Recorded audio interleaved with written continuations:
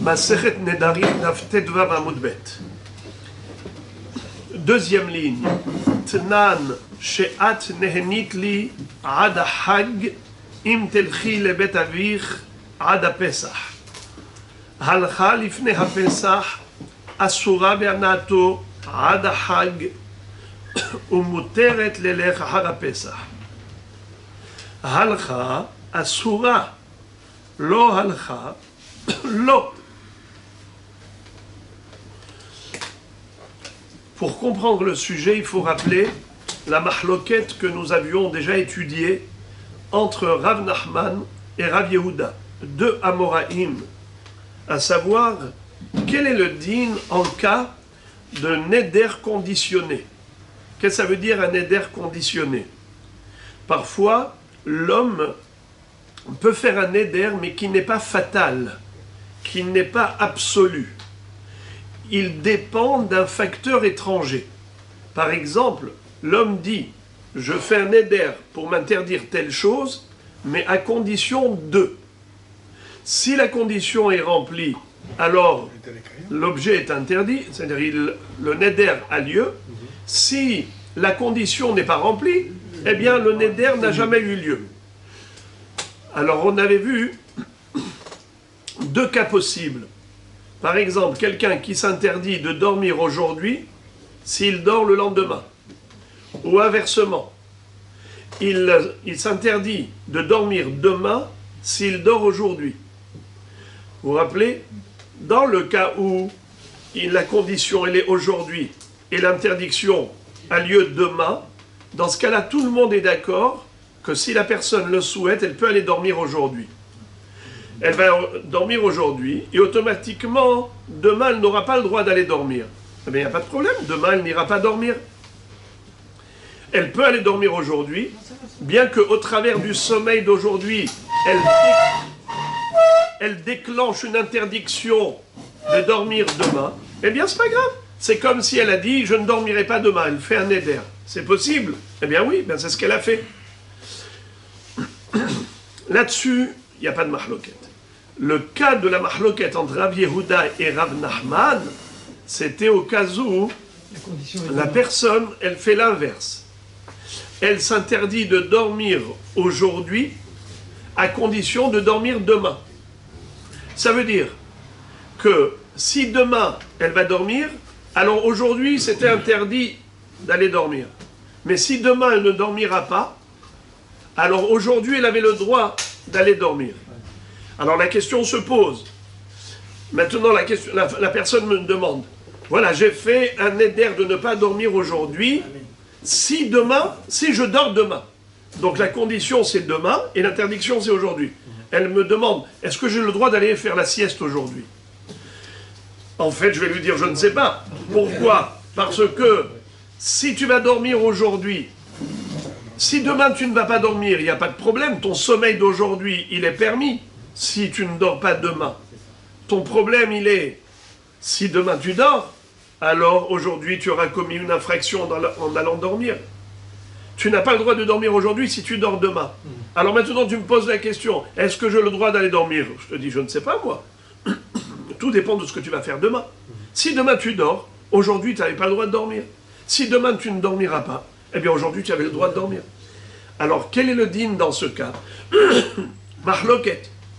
Rav Nachman dit, il n'y a pas de problème, qu'il aille dormir. C'est un sourd, c'est pas un sourd. Pour que ce soit un sourd, il faut qu'il dorme le lendemain.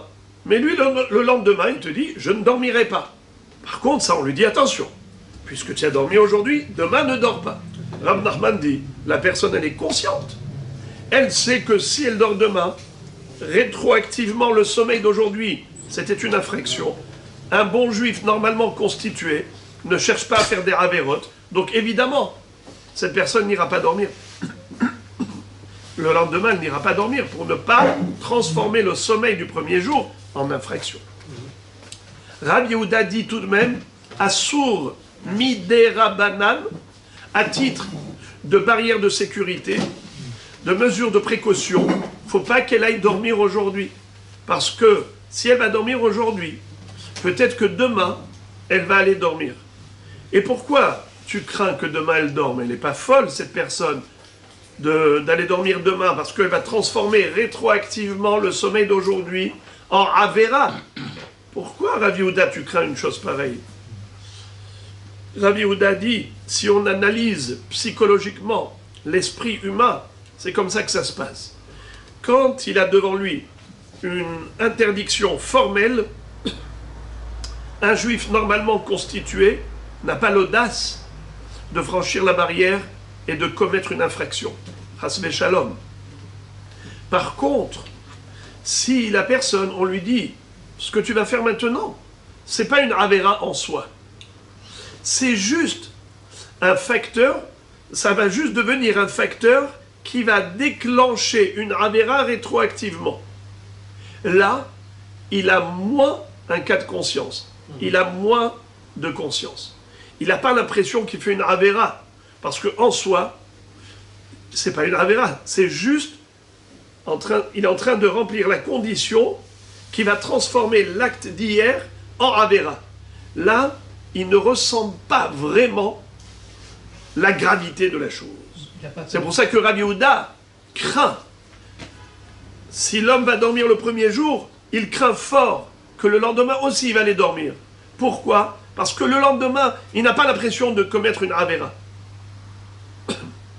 Pour ça que Rav Yehuda va dire, si un homme a fait un neder pour s'interdire de dormir aujourd'hui, s'il va dormir demain, donc la condition c'est demain, alors on lui dit, eh bien ne va pas dormir aujourd'hui, de peur que demain tu ailles dormir également.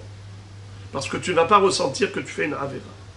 Puisque ce n'est pas une avéra en soi, c'est juste un facteur qui déclenchera une avéra rétroactivement. Alors par rapport à cela, on avait vu toute une série d'objections qui avaient été adressées à Rav Yehuda. Et à chaque fois, Rav Yehuda a réussi à répondre. Il a tiré son épingle du jeu.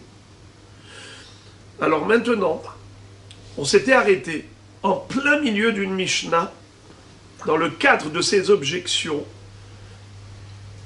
On avait déjà appris la première partie d'une Mishnah. En fait, c'est une Mishnah qui figure dans Masechet Nedarim d'ailleurs. Et maintenant, on va aborder la deuxième partie de cette Mishnah pour adresser encore une objection à Rav Yehuda. Et encore une fois, il va tirer son épingle du jeu. Lisons la question. Tnan, on a appris dans une Mishnah, qu'on verra ultérieurement. She'at nehenit li ad hag im telchi le bet avir ad Pesach. Si un mari dit à son épouse, Kunam she'at nehenit li ad hag, je fais un neder que tu ne profites pas de moi jusqu'à Sukkot. Donc on est le lendemain de Sukkot, et il lui dit, jusqu'à Sukkot prochain, c'est-à-dire pendant toute une année, tu ne pourras pas profiter de moi si tu transgresses ma volonté. Quelle est ma volonté? C'est que tu n'ailles pas rendre visite à tes parents jusqu'à Pessah. Im telchi lebet avir ad Pessah. Donc, il lui dit, je t'interdis d'aller voir tes parents pendant 6 mois. Et si pendant ces 6 mois, tu vas aller voir tes parents, eh bien, tu seras frappé d'interdiction de profiter de moi pendant 1 an. Alors maintenant, cette femme-là, nous dit la Mishnah, Halcha lifne ha-Pesach, asura be'anato ad hag. Qu'est-ce que ça veut dire? Évidemment, si elle est partie voir ses parents dans ce laps de temps entre Sukkot et Pessah, donc elle a rempli la condition, désormais elle a l'interdiction. Dès que la condition est remplie, le neder est appliqué. Donc elle a une interdiction de profiter de son mari. C'est ce que nous dit la Mishnah. Halcha lifne ha-Pesach, asura be'anato ad hag. Si elle est partie chez papa avant Pessah, elle ne pourra pas profiter de son mari jusqu'à Sukkot prochain. Il n'y a rien de chidouchik, c'est clair. Par contre, la suite. Umuteret leler ahara Pessah. Et elle a le droit d'aller chez ses parents après Pessah. Évidemment, il n'y a rien de chidouchik. Puisque son mari, qu'est-ce qu'il lui a dit? Il lui a dit, je ne veux pas que tu ailles chez tes parents jusqu'à Pessah. Donc après Pessah, elle n'a aucun problème d'aller chez ses parents. c'est pas shoot. Alors, quelle est la déduction que va faire la Gemara de cette Mishnah qu'on vient d'apprendre pour adresser une objection à Rabbi Yehuda?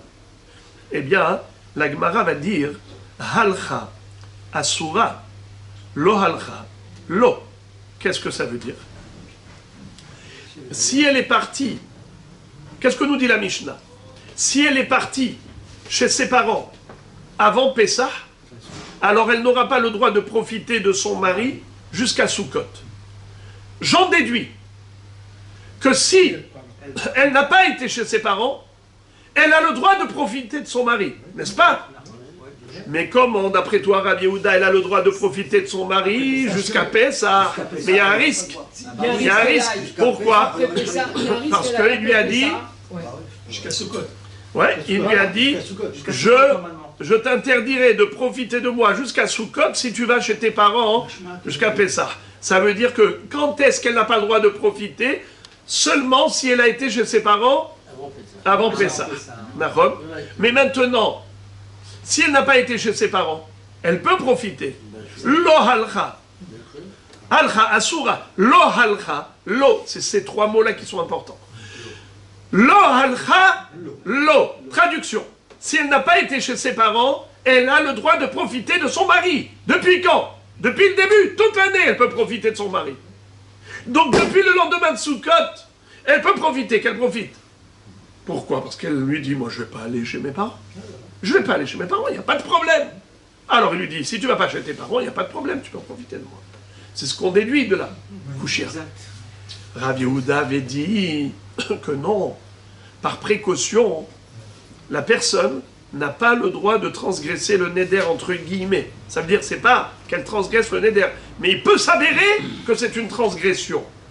Par exemple, quand il a dit, je ne dormirai pas demain, pardon, je ne dormirai pas aujourd'hui si je dors demain. Aujourd'hui, interdiction, demain, condition. Qu'est-ce qu'avait dit Rabbi Yehuda? Eh bien, ne va pas dormir aujourd'hui, parce que peut-être il va s'avérer que c'est une infraction, puisqu'il est possible que demain tu dormes, puisque tu ne considères... Demain, tu ne vas pas considérer que c'est une avera, tu vas dire c'est juste une condition, mais ce n'est pas une avera en soi. C'est pour cela que Rabbi Yehuda dit, ne prends pas de risque, ne va pas dormir aujourd'hui. Eh bien, la même chose. On aurait dû dire à cette femme, ne profite pas de ton mari jusqu'à Pessah. Car si tu profites de ton mari jusqu'à Pessah, eh bien, il se peut que tu vas aller après chez tes parents. Il se peut que tu vas aller après chez tes parents. Et lui, il t'a dit, si tu vas chez tes parents, tu n'as pas le droit de profiter de moi. Alors, par mesure de précaution, on aurait dû lui interdire à cette femme de profiter de son mari jusqu'à Pessah.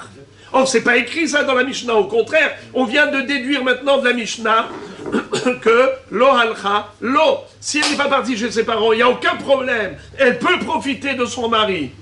Mais comment elle peut profiter de son mari? Mais si elle profite de son mari entre Sukkot et Pessah, il y a un risque qu'elle aille chez ses parents entre Sukkot et Pessah. Et là, elle va transgresser. Il va s'avérer rétroactivement que le profit qu'elle a eu de son mari, c'était une infraction. Tu vois que la Mishnah ne prend pas de mesures de précaution. Kushia sur Rabbi Yehuda. Comment Rabbi Yehuda le Hémora peut contredire une Mishnah? C'est la question. Rava répond au profit de Rabbi Yehuda. Amar Rava, Huadin de afilu lo halcha asura. Qu'est-ce que ça veut dire? Rabbi Yehuda dit, je ne suis pas d'accord avec ta déduction. Non. Behemet, il n'y a pas de différence. Cette femme est frappée d'interdiction dans tous les cas de figure. Elle n'a pas le droit de prendre de risques. Et donc elle n'a pas le droit de profiter de son mari. Parce qu'il se peut que maintenant elle va profiter de son mari et demain elle va aller chez ses parents, il va s'avérer rétroactivement que ce qu'elle a profité de son mari c'était assourd. Alors pourquoi la Mishnah ne l'a pas dit? La Mishnah a priori elle nous parle que d'Afka de halcha. Quand est-ce qu'elle a commis une infraction? Que si elle a été, machma que si elle n'a pas été, il n'y a pas d'infraction. Rabbi Yehuda t'explique. Viens, je vais te dire qu'est-ce que veut dire la Mishnah. Halcha asura beloka. Lo halcha asura be'alma. Qu'est-ce que ça veut dire? La Mishnah, elle a parlé que du Issour Toraïque. Mais moi, je te parle du Issour rabbinique. Ce que voulait dire la Mishnah, c'était que si elle a profité de son mari, et ensuite elle a été chez ses parents, eh bien à ce moment-là, elle aurait commis une infraction d'ordre toraïque et elle devrait recevoir 39 coups. Lo yachel debaro. Mais moi, je ne te parle pas de Malkout. Je ne parle pas d'un Issour Torah. Moi, je te parle de la barrière de sécurité qu'ont établi les Chachamim. On ne prend pas de risque. Et donc, il ne faut pas qu'elle profite de son mari. Midé Rabanan, de peur que le lendemain, elle va aller chez ses parents. C'est des Rabanan, ça. C'est comme Midé Rabanan. Alors lui, Rav Yehuda dit, la Mishnah parlait du Issour Torah, et moi je parle du Issour des Rabanan. Donc ça va très bien, ça marche. Exactement. Encore une objection adressée à Rav Yehuda.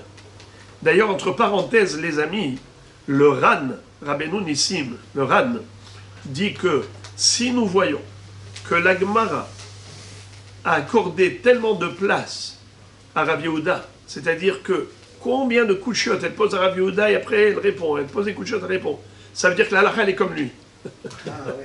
Parce que si la halakha n'était pas comme dit Rav Yehuda, alors pourquoi est-ce qu'on s'est investi tellement pour trouver des réponses par rapport aux objections qu'on avait à lui adresser? Alors, regardez, si vous voulez voir ce que je viens de dire, regardez en bas, dans la colonne de droite, le Ran, on va dire au 3e tiers de la page, c'est écrit « Ule'inyan halacha, kaimallam ke Rav Yehuda. Mide amrinan le'il ou mode Rav Yehuda, be'omer kudnam einai be'shena le'machar, ou mide shaklinan ve'tarinan alibe, shma mina ilcheta kavate. » Puisqu'on a tant débattu par rapport à l'opinion de Rav Yehuda, ça veut dire que la halakha est comme lui. Encore une kushia qu'on lui adresse à Rav Yehuda. Metive kikarzo alay hayom im elech lemakom peloni lemahar. Qu'est-ce que ça veut dire? Un homme qui dirait kikarze alay hayom. Ce pain, je me l'interdis aujourd'hui si demain je vais aller à tel endroit. Je prends un exemple. D'accord? Il y a quelqu'un qui me dit, écoute, arrête d'aller là-bas, arrête de fréquenter cet endroit et tout ça. Alors, il arrive à me convaincre. Il me dit, ouais, non, mais engage-toi. Alors, voilà, il y a ici un pain, je lui dis, ce pain-là, il me sera interdit à la consommation si je vais demain à cet endroit, à ce lieu. Ce pain me sera interdit à la consommation si demain je vais là-bas. Alors, Rabotaï, dans ce cas-là, Achal, Hareze Bebal Yelech, la Braïta nous dit, en effet, alors attention, si jamais le bonhomme a mangé le pain, le lendemain, il n'aura pas le droit d'aller là-bas. Puis, comme il s'est engagé, dans le sens où, si jamais il va là-bas, il va là-bas, qu'est-ce qui va se passer? Eh bien, il transgresse le Issour de Bal Yeler. C'est quoi Bal Yeler? Lo Yeler. Faut pas qu'il y aille. Quoi, dans la Torah, c'est écrit Bal Yeler? Il n'y a pas écrit ça. Dans la Torah, c'est écrit Lo Yahel Devaro. Il ne doit pas profaner sa parole. Et au lieu de Lo Yahel, on a dit c'est Bal Yahel. C'est le langage des Hachamim. Ce Bal Yahel, en effet, ça engage cet homme à s'abstenir d'aller là-bas, dans ce lieu pour lequel il s'est engagé de ne pas fréquenter. Et si jamais il transgresse ce Issour et il y va quand même, il va s'avérer rétroactivement que la consommation de ce kikar, de ce pain aujourd'hui, en fait c'était une infraction par rapport à son néder. Puisqu'il avait conditionné le Issour de son néder par la marche du lendemain, par son déplacement du lendemain. Il dit, aujourd'hui, le pain me sera interdit si jamais demain j'y vais là-bas. Alors qu'est-ce qu'on lui dit? Monsieur Achal Harezé Bebal Yeler, s'il a mangé aujourd'hui, alors surtout demain qu'il s'abstienne d'aller là-bas. Parce que s'il y va, il transforme l'acte d'aujourd'hui en infraction. Très bien. Quelle est la kushia que la Gemara a envie de poser à Rav Yehuda? On voit bien que c'est des braïtas, ça. Non, non, c'est pas ça la question. Non, mais La question, c'est que la Braïta nous a dit que l'interdiction, c'est juste d'aller demain. On ne lui dit pas de ne pas manger aujourd'hui. S'il y a une restriction, c'est la restriction du lendemain. Il n'y a pas de restriction le premier jour. Or, d'après Rav Yehuda, il y a une restriction déjà le premier jour. Laquelle? Ne pas manger le pain, bravo. Par mesure de précaution, de peur que le lendemain, il va y aller là-bas. Alors, si tu vois que la Baraïta ne nous en a pas parlé, au contraire, elle nous a dit, Achal, les Mahorat, Balieler, s'il a mangé aujourd'hui, demain, il ne faut pas qu'il aille là-bas. Ça veut dire qu'il a le droit de manger aujourd'hui. On envisage le cas où la personne, elle mange aujourd'hui. Et automatiquement, il faut surtout qu'elle fasse très attention de ne pas transformer cette consommation en infraction en allant le lendemain dans ce lieu qui était en fait la condition du Neder. Alors, tu vois bien, Rav Yehuda, qu'on ne prend aucune mesure de précaution. Réponse. Mi katane, la Gemara dit, mi katane ochel. Est-ce que la Braïta a dit ochel, qu'on a le droit de manger a priori? On n'a pas de précaution à prendre. Ma pitom, c'est écrit achal. Achal katane. S'il a mangé, au contraire, c'est à la chambre de Bedi Avad, de la posteriori. Achal, ça veut dire que si la personne a mangé le pain aujourd'hui, elle doit faire attention de ne pas aller là-bas demain. Donc la condition, c'est maintenant. Non, l'interdiction, c'est aujourd'hui. L'interdiction. Non, mais il dit s'il mange le pain. Non, la personne doit prendre des précautions et ne pas manger le pain aujourd'hui, de peur que demain, elle va y aller là-bas. Puisque la condition, c'est demain. Et la personne, quand c'est juste une question de remplir une condition, elle n'a pas le sentiment de commettre une infraction. Psychologiquement, c'est ça ce que craint Rav Yehuda. Alors, Rav Yehuda te dit au contraire, de cette braïta, j'ai une preuve, c'est écrit achal au passé et non pas ochel au présent. Qui veut dire, si c'est écrit ochel, ça veut dire que les khatrila, a priori, on lui permet de manger. Là, tu aurais pu me poser une couchia. Mais là, c'est écrit achal, ça veut dire que l'homme a mangé par infraction parce que Hakramim m'ont dit, ne mange pas, mais une barrière de sécurité. Si tu manges aujourd'hui, peut-être que tu vas aller là-bas demain et tu vas transformer cette consommation en avera. Alors Rav Yehuda, il dit au contraire, c'est écrit achal au passé. C'est pas écrit ochel au présent. Alors il n'y a aucune couchia sur moi. Si c'était écrit ochel, ça veut dire qu'on a le droit exprès de manger. Et si la Braïta n'a pas dit ochel, elle a dit juste achal, ça veut dire que, justement, il ne fallait pas manger. A priori, il ne fallait pas manger. Donc Rav Yehuda a tout à fait raison. Il a très très bien tiré son épingle du jeu. Mais dans la Baraïta, c'est pas marqué d'une manière claire. Si, c'est écrit achal. Achal, arezé bebal yeler. Achal, arezé bebal yeler.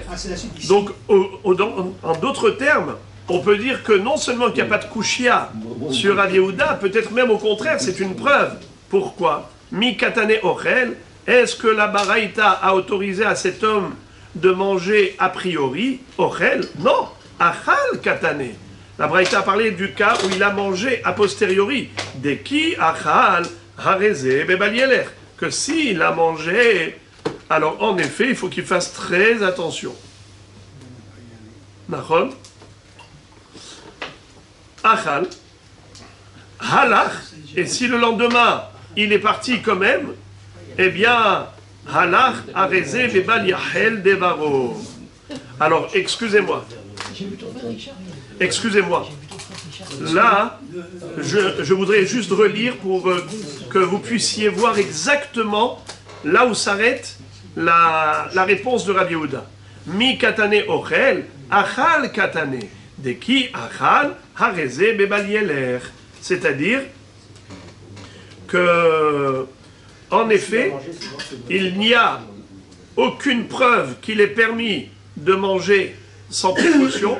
Au contraire, du fait qu'il est écrit achal au passé, ça veut dire que, a priori, il devait prendre des précautions, il n'avait pas le droit d'être ochel. C'est seulement si achal, s'il a mangé par infraction rabbinique, une infraction d'ordre rabbinique, alors on lui dit au moins ne rajoute pas de l'huile dans le feu et ne passe pas d'un issour des Rabbanan à un issour des Oraïta, alors surtout demain, n'y va pas. La Gemara cite maintenant la suite de cette Mishnah. La suite de cette Baraïta, qu'est-ce qu'elle dit? Halach, harezé, bebal yachel devaro. S'il a été, alors en effet, il est en infraction thoraïque. S'il a été quand? Le lendemain. Donc, le premier jour, il a mangé. Le lendemain, il est parti à ce lieu qui était la condition du neder. Donc, s'il est parti dans ce lieu, il s'avère rétroactivement que la consommation du jour précédent, c'était une infraction. Donc, il va recevoir malkout pour la avéra d'hier. Halach, arezé, bebal yachel devaro. Question, d'après Rav Nachman, la Gemara dit, mehaler lo vekashia le Rav Yehuda. Qu'est-ce que ça veut dire? Encore d'après Rav Nachman, je peux très bien comprendre pourquoi il est écrit halach arezé bebal yachel devaro. Nachon? Parce que en effet, pour Rav Nachman, on a le droit de manger la veille. Et cet homme, il a mangé le pain. Puisqu'il n'y a aucune précaution à prendre, il a mangé le pain. Et quand il a mangé le pain, il a dit, t'inquiète, demain je ne vais pas y aller là-bas. Je n'irai pas. Et le lendemain, il y a été. Halach. Halach. Alors là, qu'est-ce qu'on lui dit? Arezé bebal yachel devaro. Tu as transgressé ton éder, monsieur, rétroactivement. D'après Rav Nachman, je comprends la structure de la Braïta. Mais d'après Rav Yehuda, qui a dit qu'au contraire, il faut prendre des précautions et ne pas manger le pain la veille, de peur que le lendemain, il y aille. Alors à Botaï, si la veille il n'a pas mangé de pain, eh bien le lendemain, il devrait avoir le droit d'aller là-bas. Puisque toute la raison pour laquelle il n'irait pas le lendemain dans ce lieu, c'est pourquoi est-ce qu'il est retenu? Parce que s'il y va, il va transformer la consommation de la veille, du jour précédent, en infraction. Mais c'est seulement s'il a mangé. Mais d'après toi, Rav Yehuda, il ne fallait pas qu'il mange hier. Parce que les Chachamim ont dit, mesure de précaution, barrière de sécurité, prends les devants et ne mange pas le premier jour ce pain, de peur que le lendemain, si tu manges le premier jour et que le lendemain tu vas aller dans ce lieu, eh bien qu'est-ce qui va se passer? Rétroactivement, il va s'avérer que tu as commis une infraction en mangeant ce pain. Alors qu'est-ce qu'il faut faire d'après Rabbi Yehuda? Le bon conseil, on ne mange pas le pain le premier jour. Comme ça, on ne prend pas de risque. Alors, très bien, il n'a pas mangé de pain. Le lendemain, il dit, est-ce que je peux aller là-bas? On va lui dire, bien sûr, Mabrouk, vas-y. Baruch haba, Baruch hata bevoecha, Baruch hata betzetecha. Quel est le problème? Il n'y a aucun problème d'aller le lendemain dans ce lieu. Alors la question se pose sur Rabbi Yehuda. Pourquoi est-ce qu'on dit halach, arezé bebal yachel devaro? S'il a été, il recevra des coups, bal yachel. Parce que le pain qu'il a mangé la veille, c'était une infraction. Mais d'après toi, il n'a pas mangé de pain. Puisqu'il fallait qu'il prenne des mesures de précaution. Donc, le lendemain, il n'y a aucun problème qu'il y aille. Tu vois que c'est halach, arezé bebal yachel devaro. Mais halech lo, ça veut dire qu'il n'a pas le droit d'y aller. Vekashia le Rav Yehuda. Eh bien, c'est une kushia sur Rav Yehuda. Pourquoi on ne lui permettrait pas d'y aller le lendemain? Mais d'après toi, Rabbi Yehuda, il devrait pouvoir y aller, puisqu'il n'a pas mangé la veille par mesure de précaution, justement. Alors Amar lecha Rav Yehuda. Rav Yehuda va te répondre. Huadin delitne mehalech be'emet. On aurait pu dire mehalech. Le lendemain, il a le droit d'y aller. Dans ce lieu. Puisqu'il n'a pas mangé la veille, par mesure de précaution. Alors pourquoi c'est écrit halach? Ça veut dire on a parlé d'un cas où il a été, c'est-à-dire il a mangé la veille et il a été le lendemain et automatiquement il va recevoir 39 coups pour le Bal Yachel. Il dit Aïde de katane recha achal de lomitnene ochel tanesifa halach. Il dit comme dans la recha, dans le cas inverse, le bonhomme dit je ne mangerai pas. Dans le cas de la recha, c'était Metive kikarzu alay hayom imeler le makom peloni le mahal. Achal, areze bebal yeler. Quelqu'un qui dit je m'interdis de manger du pain aujourd'hui, si j'irai demain, si j'y vais demain dans ce lieu.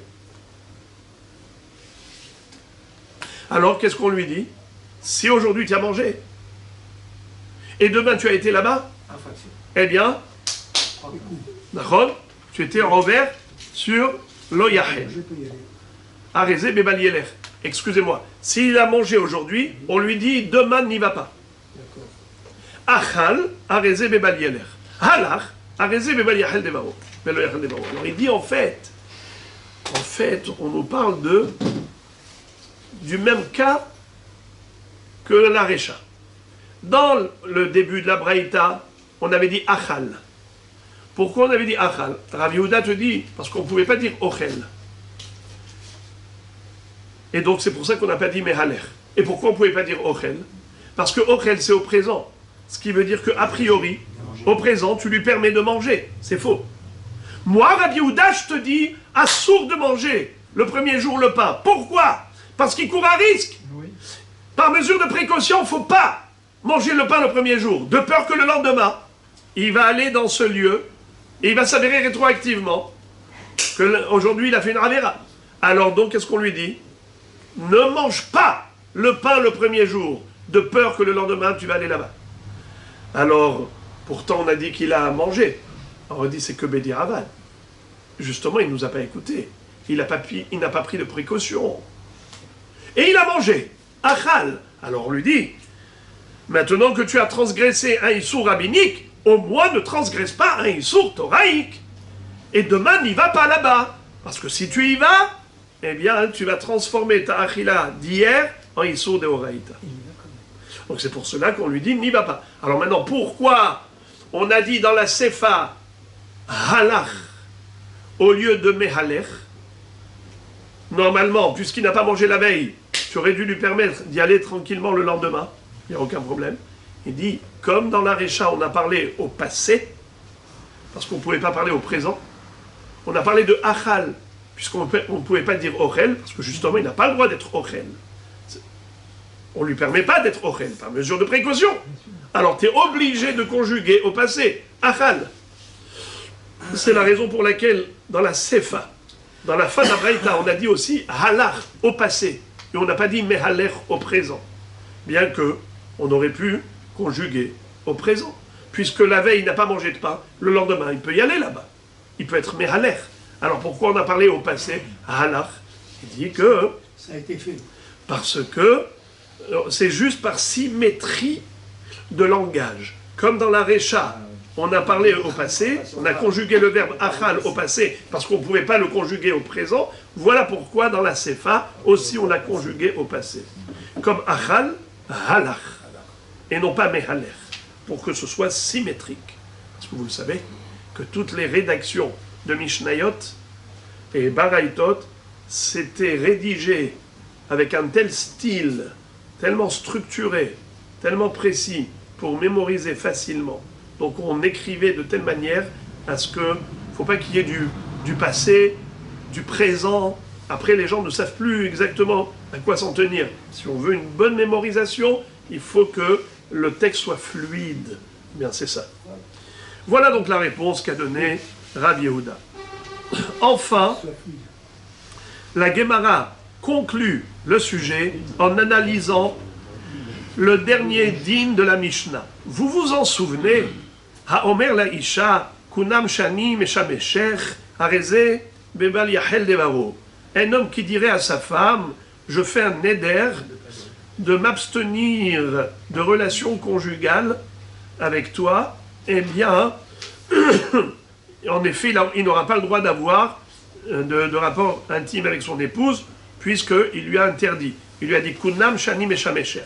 Je fais un neder, tu ne profiteras pas de moi dans le sens où tu n'auras pas de rapports conjugaux avec moi.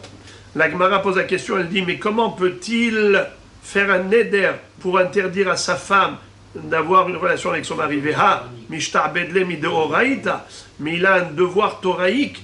Depuis le mariage, il s'engage de répondre aux besoins de son épouse, et donc il ne peut pas lui interdire ce qui lui revient à elle de droit. Ça ressemble à quoi nous disent les Mefarshim? Comme quelqu'un, dire-t-il d'ailleurs, où est-ce que c'est écrit? She'era kesuta veronata loigra. C'est-à-dire que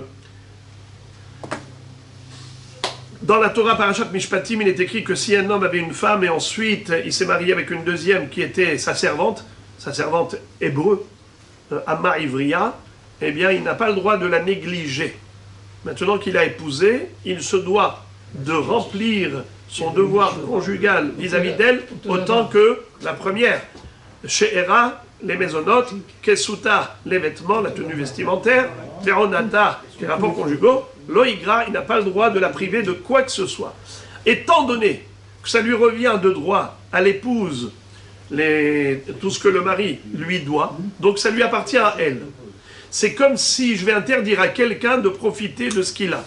Par exemple, tu as un téléphone et moi je te dis, je fais un neder que ton téléphone te soit interdit au profit. Est-ce que ça a un sens? Aucun.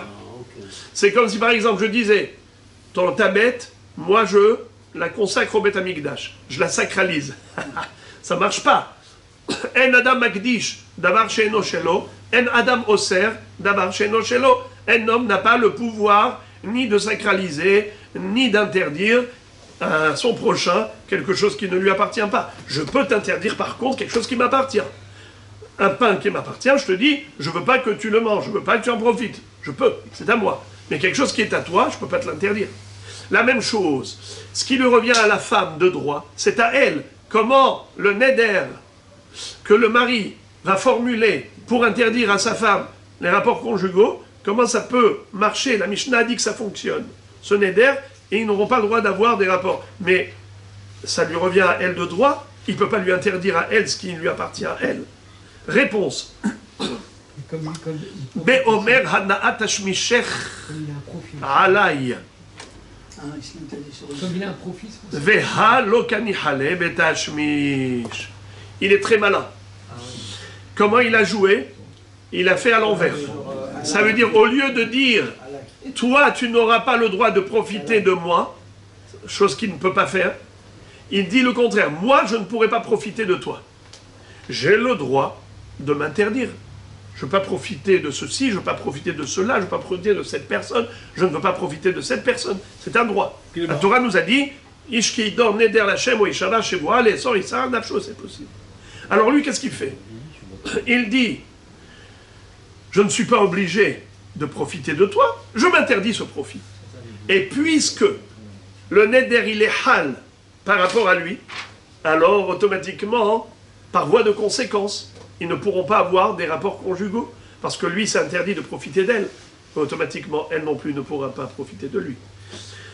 Si le neder, il est stricto sensu par rapport à son profit à elle, il lui dit, tu ne pourras pas profiter de moi, ça c'est impossible, car ça lui appartient à elle, ce profit. Mais il a un profit. Mais s'il y a un profit commun, voilà. C'est-à-dire qu'au travers de ce rapport, les deux profitent.